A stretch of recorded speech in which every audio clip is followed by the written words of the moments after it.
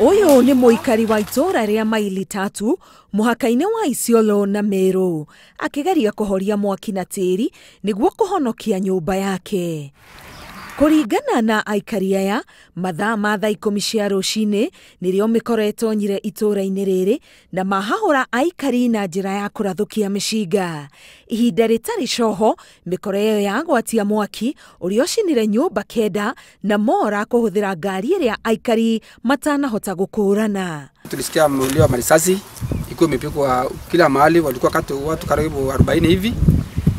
Sisi sote na ng'ombe na mbuzi tukaanza kutoroka.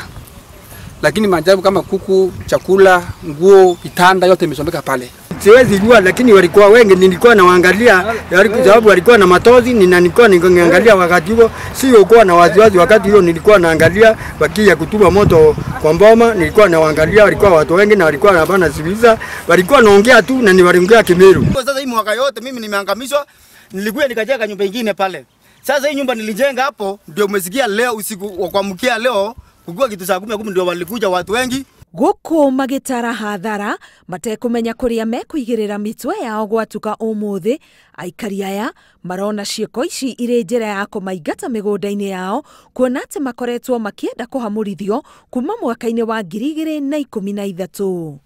Serikali aweza kuchunguza hii shamba na iweza kupimia watu ile iko on ground. Ile kitu natuua na sababu hii mashamba iliuzwa kwa ofisi.